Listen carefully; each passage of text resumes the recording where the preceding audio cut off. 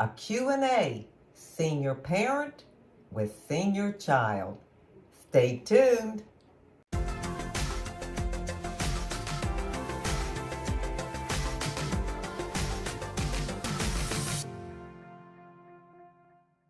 Hi, and welcome to my channel. In today's video, I have a special guest, my son, Sean. Hello. This is my middle child, and he is a senior now. Yep, he's 50 years old. So he has a senior mother, and I have a senior child. So we thought we would do a short Q&A about these things during this video. Sean and his wife Amanda and their two children, Austin and Avery, are here visiting for a week while the kids are out on spring break. So I talked Sean into, or twisted his arm, whatever you want to say, to do a video with me. So I'm going to get started. We are only doing 3 questions. And Sean, I'm going to be asking you questions. Okay, the pressure's on. The pressure's on. Okay, Sean, are you ready? I'm going to question number 1. I think I am. Okay. How has parenting children changed for you with now being the parents of 2 teenagers from when they were babies and toddlers and preteens to now teens? Because Austin will be going to college in about 1.5 years and Avery in about 3.5 years. So Yeah. It's definitely changed a lot over the years, like phases of parenting. Maybe I would look at it. You know, in the beginning when they were young, it was all the foundational stuff, like, you know, what does no mean? What's the difference between right and wrong? So I would call them, in some ways they were simple compared to parenting teenagers, but they were also very foundational and instrumental. You know, even just things like back then, how to be safe, you know, what you can't touch a hot oven or a lawnmower that just turned off, versus, you know, other things, or, you know, don't talk to strangers. So those kinds of things. And then, you know, then they go to school and they're faced with different challenges, like, you know, how do you have good, you know, homework habits and things like that. And then now, you know, it's definitely shifted. So they're almost, you know, maybe I'd call them mini adults, even though my son's almost as tall as me. My daughter's probably full grown. And so, but it's shifted, you know, I think a little bit less to some of those foundational things to more of, you know, one of the words that comes to mind most is trust. yeah.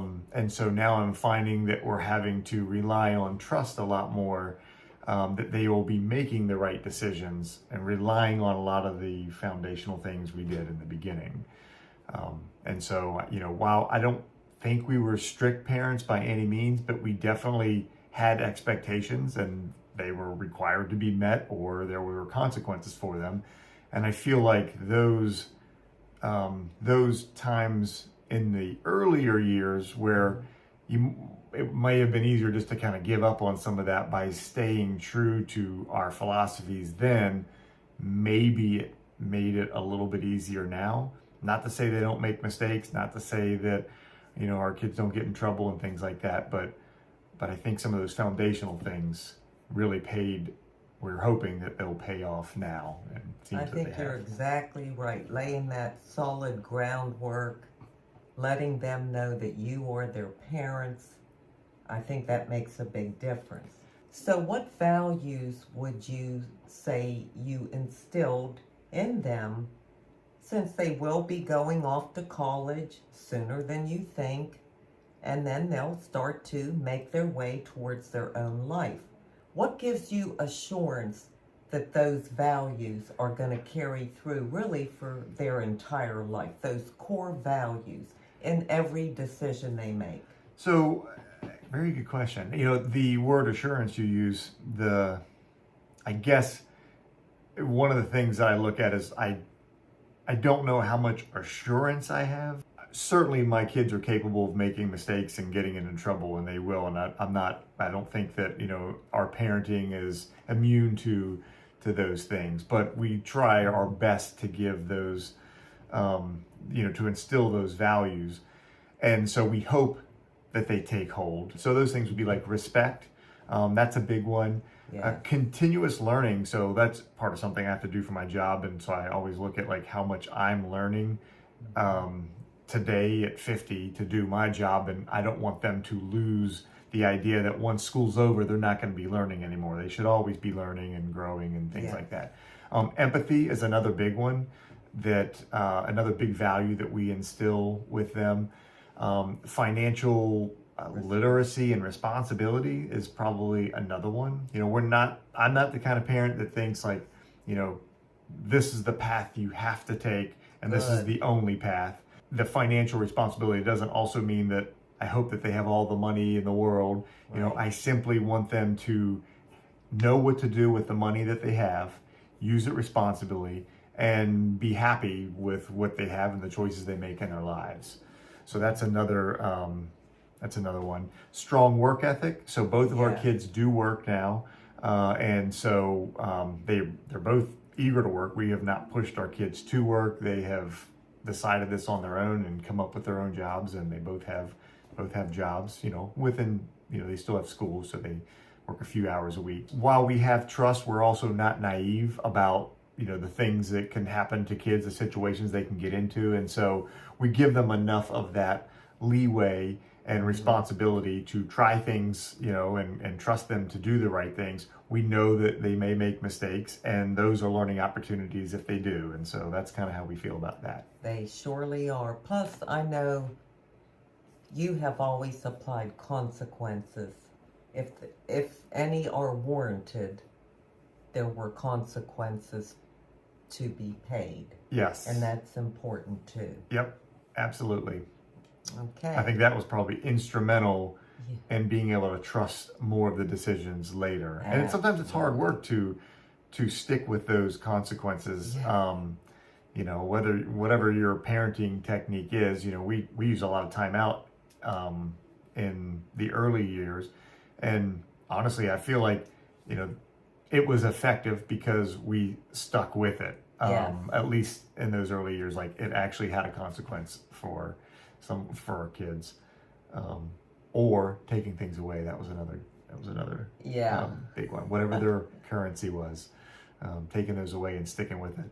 Well, and you also taught them that, in my day it would be called money doesn't grow on trees. In other words, you take care of what you have. Because if you break it, you don't take care of it, you're not getting a new one.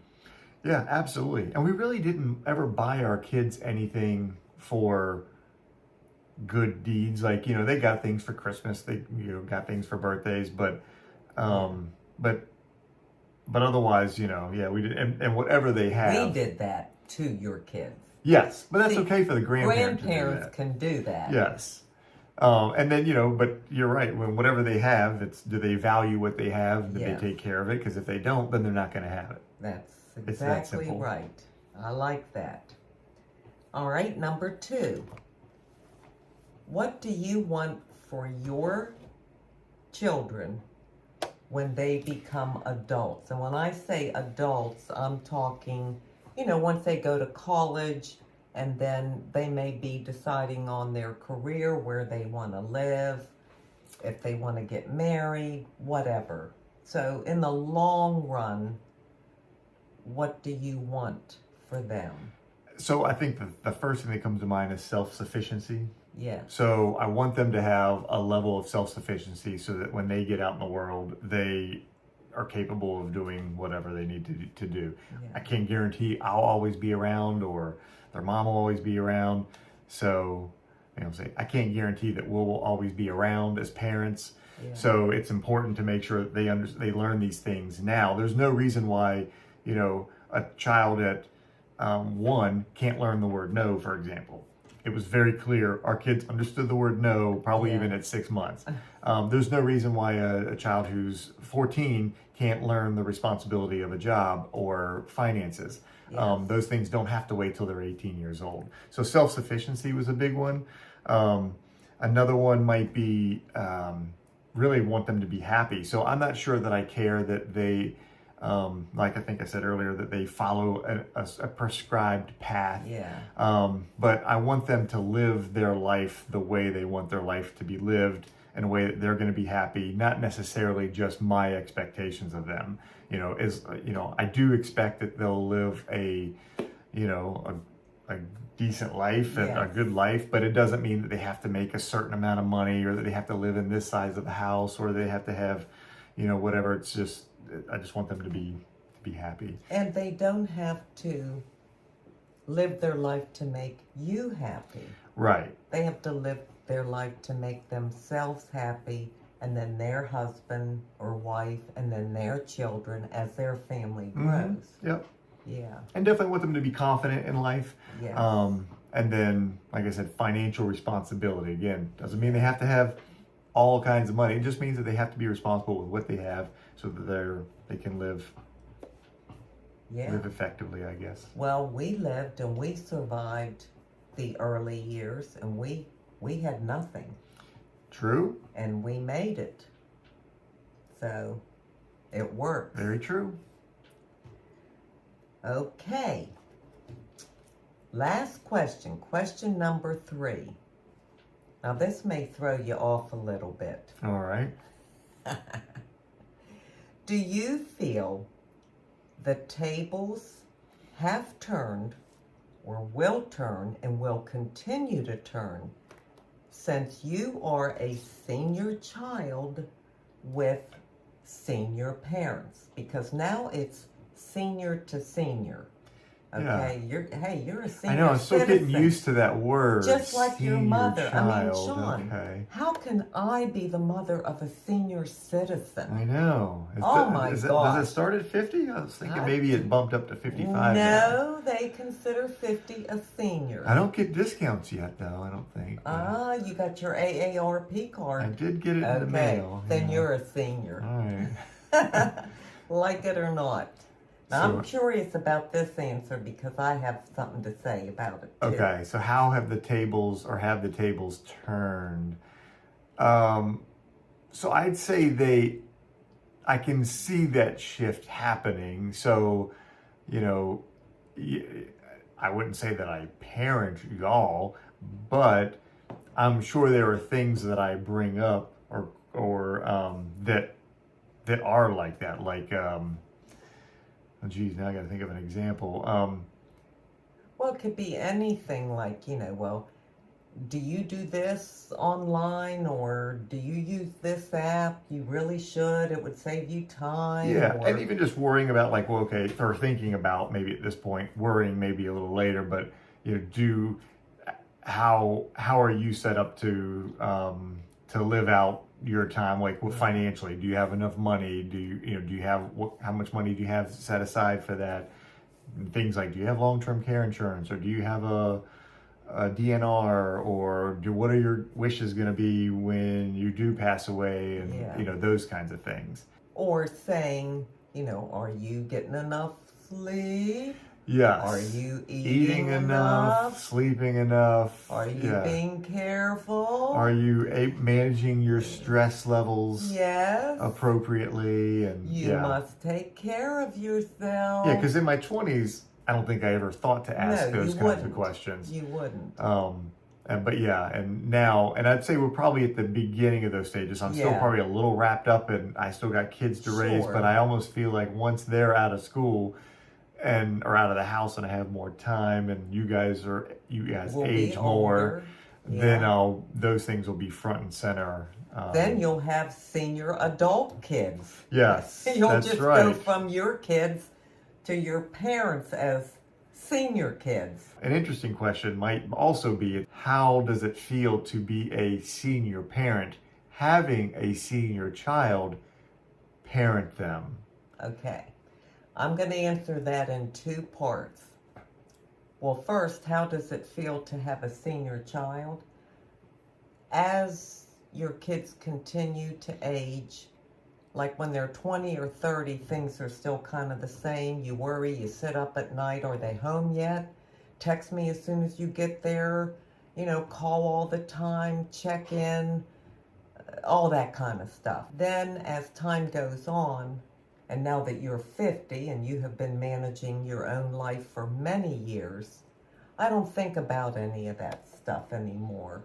You know, those things are gone for me. So I really don't feel like I parent you at all. I mean, you don't need parented. You need me as a parent. You need my love. You know you can ask me for anything or any advice that you ask me for, you know I will give. We can discuss anything you want to discuss, but I don't have to parent you in the way that I did when you were 20 or 30 or whatever. Now make sure you get a good job, make sure it has good benefits, make sure this and make sure that, make sure you marry the right woman, you know. You've established all that. You have a great job. You have a great wife. You have a beautiful family. So it's different in that way. Yeah. But the other part of that question was, how do I feel about being parented Yes. by an adult child? Well, I don't like it. I can see that. I can imagine it would be a transition.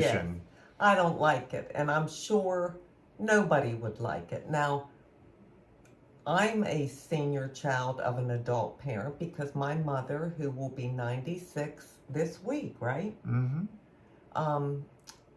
You know, I truly have to parent her because she is 96 and because she has dementia and things like that. She's in a nursing home. I have to make all the decisions for her and everything. Of course, we're not to that level yet. We could be in a year. No. But we're not there yet. But no, I don't like it because, I mean, I think it's thoughtful and kind, you know, that your kids care about you that much. But I don't want my kids worrying about me. They have their own lives. They have their own children. And I want them to enjoy their life. I want you to really enjoy your life. Well, And your retirement as you continue to get older and the kids go off to college and you and Amanda can really start living, you know, just the two of you. I want you to enjoy that. yeah, I can see that. I mean, I feel like there's different levels of parenting. Obviously, what you're doing for your mom is Different. is a whole Yeah. a whole different level. Yeah. You know, and my parenting right now for you might be at most, you know, a question like, are you sure that's safe or that's a good idea, or well, why don't you try it this way instead of that way? So, you know, yeah. Well, that's how the tables turn because, Yeah. like, say you say that, I mean, and that's normal and I think what any kid would do and say, but I think the parent thinks, yeah, whatever. Just like when you were 20 or 25 or something, and I would tell you, now, be careful, don't get in a car with someone drinking, and don't do this or that. And he probably hung up and said, yeah, whatever, let's party. But it was still good advice. Yes, it was good advice. I'm not saying the advice isn't good. I'm just saying, Yeah. you know. It would be a hard transition, I think, for me to think, like, for those tables to turn. Yeah. You know, it's almost, I don't know if this is relevant or not, but like, you know, your life, you know, kind of, you know, you're a child, baby, then you're in the middle of everything, Yeah. raising kids and jobs and the rat race and everything, and then you eventually get into retirement. Maybe the older that you get, you lose something, or you fear you're going to lose some independence or Yeah. a connectedness to, you know, to certain things, and Yep. that might be challenging. Yeah, and that definitely is and would be. I mean, I'm not there in some areas, but I am in others. But I think most people, even if they truly do need a little help along the way, you know, they don't want to admit it. Yeah. You know, they want to keep their independence. And, I mean, some people, some senior kids really defend their parents because they're on them constantly. You know, like, well, why did you do this? Or why didn't you do that? Or you need to do this. You need to do that. And things like that, which is expressed strictly out of concern and love, but it can come across that way. Now, you're not there. Right. And I will never let you get there. Never know. Mother knows best. I'm Yeah. still the mother. So anyhow, that's how I feel Yeah. about it. Interesting. Yeah. So when I get a lot older, don't tell me where I need to live, what I have to do. I can't say how it'll be. I haven't gotten there yet. I know, But- I haven't either. But just like you would say with your mother, if only she had listened to me 10 years earlier, 15 years That's earlier, she true. might have avoided certain situations and certain Yes. things. And it's probably just an inevitable thing where those tables turn. And that's the value of having kids in some degree, is that you have somebody there that can look out for you. I mean, if you think about think about the situation your mom's in, and and whether she realizes it or not, the value Yeah. in having you there for her. And even if she doesn't see it, you've got her best interest in mind. Right. And so it's just sometimes a hard pill to swallow, as I'm sure it would be for any of us, because you lose a sense of that freedom and Yes, decision-making you do. ability and all that kind of stuff. And, well, fortunately, like I said, we're not there yet. Yeah, exactly. So it's more on a low level. Yeah. Like if you call me and say, now, you know, are you careful when you do this or that, or don't go out in the dark? And I say, oh, I won't, Shawn. I hang up the phone and I go out in the dark. Mm-hmm. I see I'm that defiant one. You are. Well, I hope you all enjoyed this conversation between a senior son with a senior mother. So senior to senior, we're equal We now. are, yeah. And I'm sure you all have been through this, or if you have children that are seniors, you've maybe experienced some of these things. I would love your input in the comment section, so please leave a comment below. And I thank you so much for being here. And now it's time for the Inside Beauty Tip. And Shawn, as the guest, Oh, I'm going to let you give one, whatever you want to give or say. It's inside it's up beauty to tip. you. Yes, something that either is inspiring, encouraging, something you can give these wonderful ladies and gentlemen out there. If I had to pick a scripture that seems to resonate most with me right now, trusting in God, taking a reliance on those things out of my own hands, the control out of my hands, and shifting it upward. So, the stage of life I'm in, it's like the middle of the rat race, trying to raise kids. You got the house, you got this and got that. And sometimes it seems difficult or challenging. Yeah. You guys have already been through all this. Yeah. To manage it all, to hold it all together. And so having to realize that I don't have to necessarily do that by myself is reassuring. And so Sure. so that's just something that comes to mind for Well, me. and it's true because, I don't know, somehow if you feel like you can take that burden, all the burdens that feel like they're weighing down your shoulders at that moment and in that time of life, with all that you have going on with teenagers and owning your own business and everything, and just giving it over, there's a release somehow. Mm-hmm. Sure. There's sure. just some kind of release that you are assured that it will be taken care of, and someone else is carrying that burden for you. And it does all come down to trust. Yeah. Just like parenting. That's right. It's all tied together. I like it. Well, thank you, Shawn, Thank you. for doing this video with me. I really appreciate it. My pleasure. Well, I thank you so much for being here today. And until we meet again, this is the old girl and an old guy signing out. See ya.